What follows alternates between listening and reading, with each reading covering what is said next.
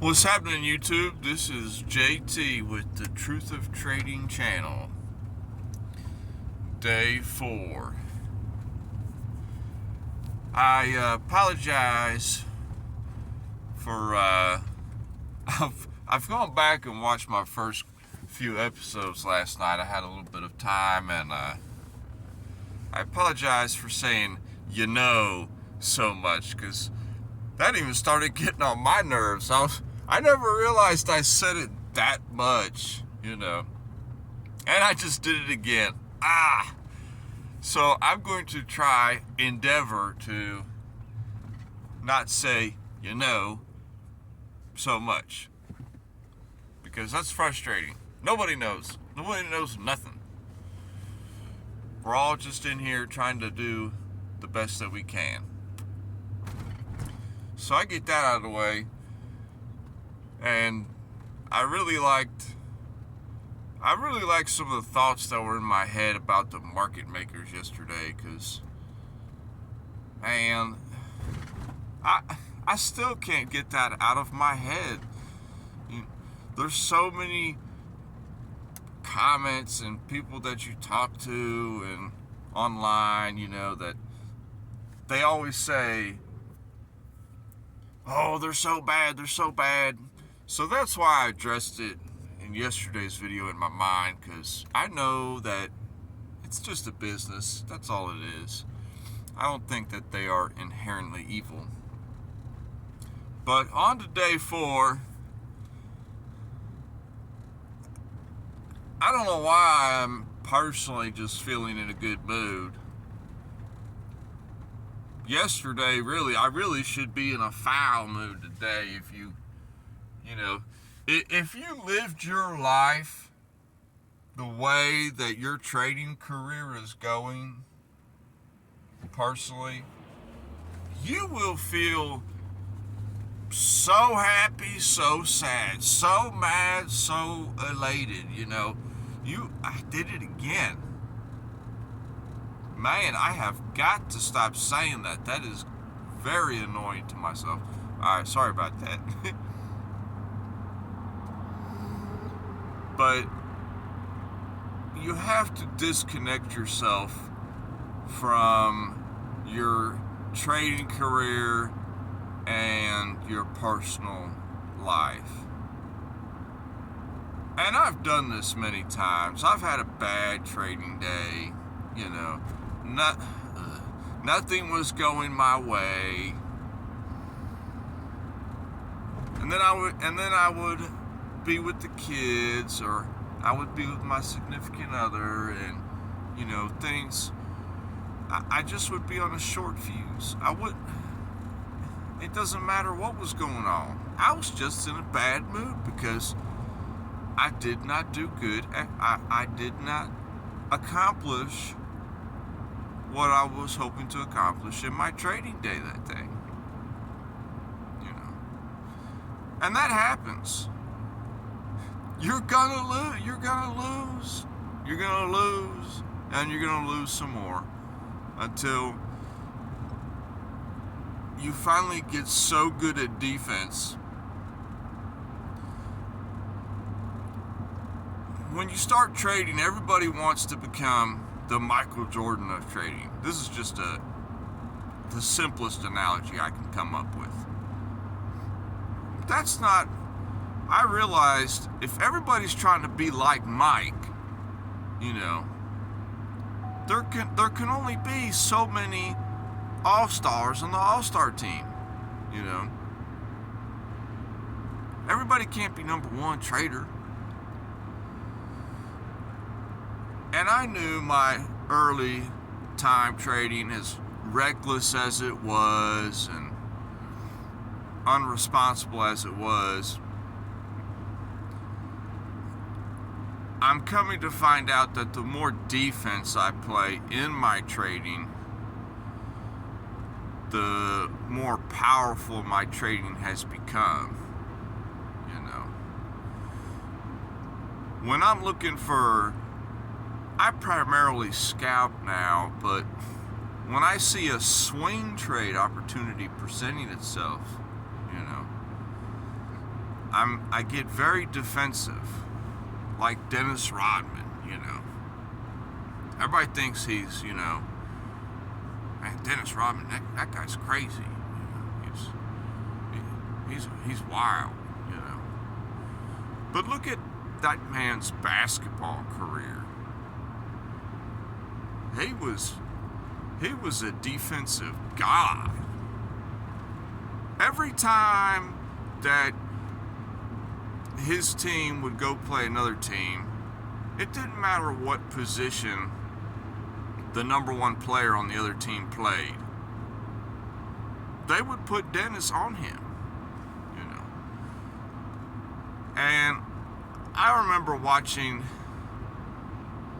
Dennis Rodman when I was a kid, and he played for the Pistons, and I watched a little bit of him when he played for the Bulls, and I'm not into sports anymore in my adult life, but when I was a kid, I enjoyed watching sports, most kids do. And now I think about it, he always was boxing people out, keeping them from scoring, And that's how I treat my swing trades. I'm very defensive on my swing trades, I see a swing trade opportunity come up, I don't just jump in it, I really, just wait and, start analyzing. What are they doing? What's going on here? Is this really the time to enter? And then the markets will take their shot. All I have to do is catch the rebound, so to speak. So that's the best analogy I can come up with. But back to what I was saying about moods and keeping your trading life away from your personal life, it's impossible. But you're gonna have losing days, This channel and my thoughts and everything that I share out there, I was going through a real stagnant period in my trading, and I started this channel. I said, if I'm not going to keep a written journal of my thoughts, I can keep a verbal journal of my trades and my thoughts. And I've been doing very good. I've been doing much better lately, I've really grown a lot these past few months. And yesterday, I attempted to enter some trades. I saw some scalp opportunities. I took a couple before the market opened. That's a dangerous time. Dangerous time to be trading pre-market hours, because they're setting up the day, so to speak. They're laying the trap for what their plan is later in the day. A lot of guys, they make a killing pre-market. And there can be some great movement in the pre-market market, but I saw a couple I took, they didn't work out, no big deal. And then the market, it was just consolidating yesterday on this asset I was trading. And I had 2 winners and 7 losers on my scalp, It was a losing day. No big deal. They happen. And over trading is that is like the number one enemy for most traders, in my opinion, because over trading it has a lot to do with, they say FOMO and this and that, but it's not so much FOMO, the emotion. Over trading a lot of it has to do with your relationship with money, and your particular personal situation, you know. And while I don't necessarily have a lot of money at the moment, my goal is to overcome this relationship with money problem first that I've had. Because if I cannot get over this relationship with money, then when I do start having a larger account and I start placing larger trades, it's going to be a problem. I'm going to lose a lot of money later. And that's why my trading's got so much better, because I'm getting more in control of my money and how I view money.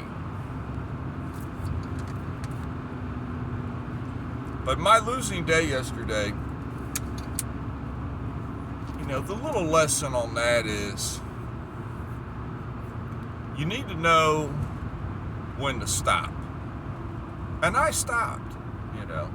I said, okay, this asset that I've been loving to trade lately, you know, the market, today is a consolidation day. Today, we are just going to be filling as many orders and, you know, stopping as many people out as possible, you know.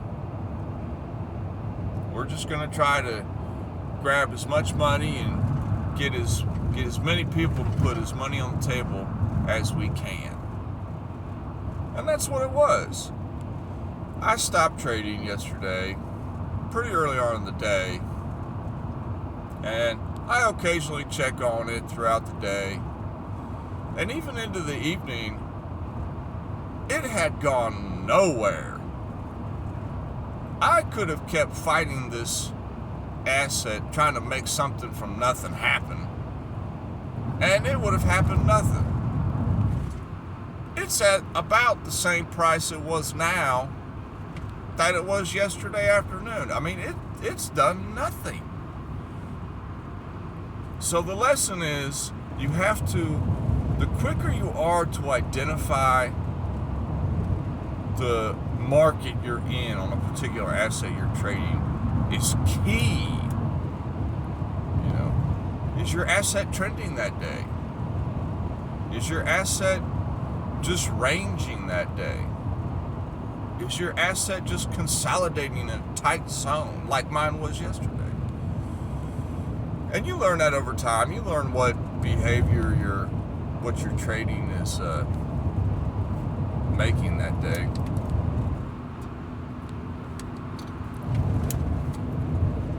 And I also need to address these videos I'm making here.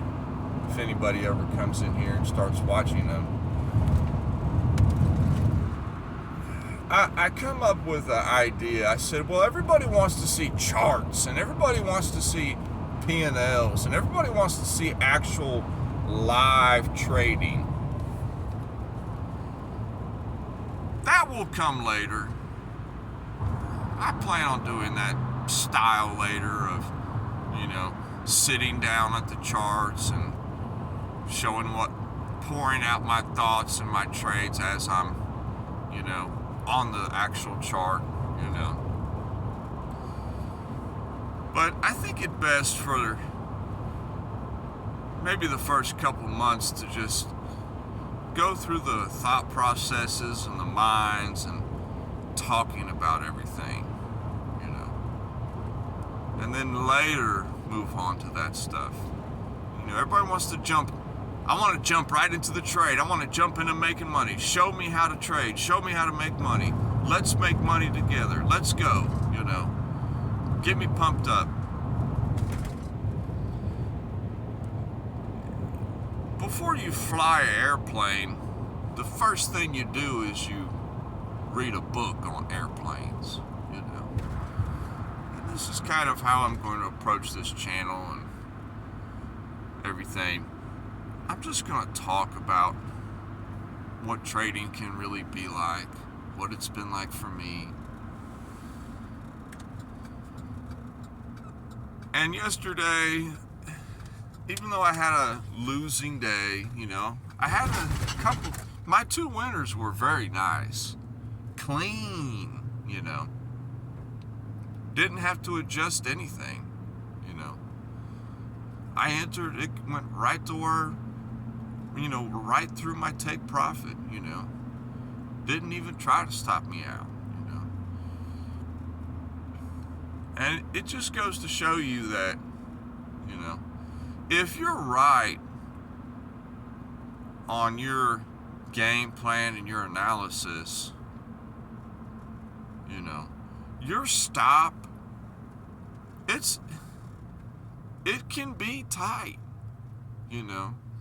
If you're in the right moment, you can have a tight stop. And I talked about that yesterday, The less risk, the better, There's no sense in moving your stop or adding too much more margin to cover a bigger drawdown, If your trade's not going in your favor, just get out. Get out. Let it do its next move. And if you still like an idea or another idea, you can get back in. Don't tie your hands.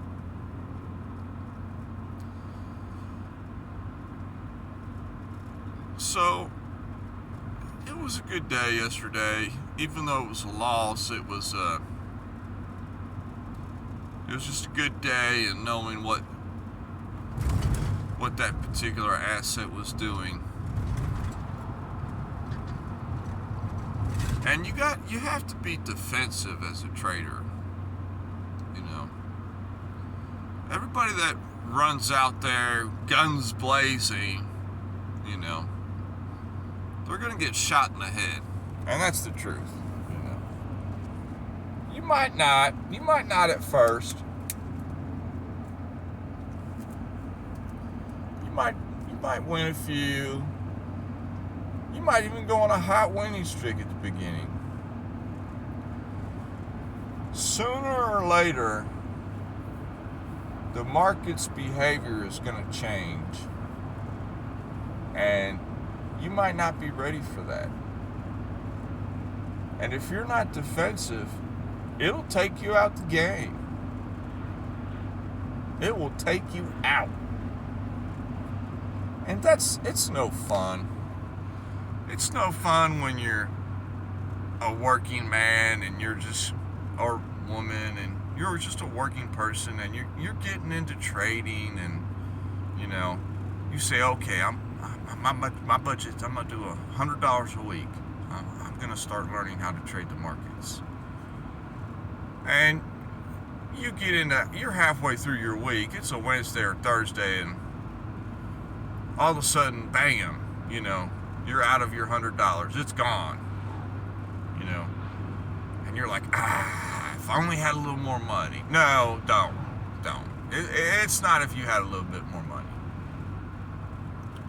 You just lost that week. You lost a little faster than you thought you would. You'll have to wait till next week if you have a rule of so much every week you're going to deposit. And that, that's part of the game. They say you have to have money to make money, and you do. But if you're still a coming up trader, inexperienced trader, or brand new fresh trader, or a journeyman trader, you might still have to be depositing. And everybody wants to get to that point where they don't have to deposit anymore. And for some people, it comes sooner than later. But if you're on a depositing schedule, that's what the markets want. The markets want traders to deposit money continuously. Just keep pumping money into the machine.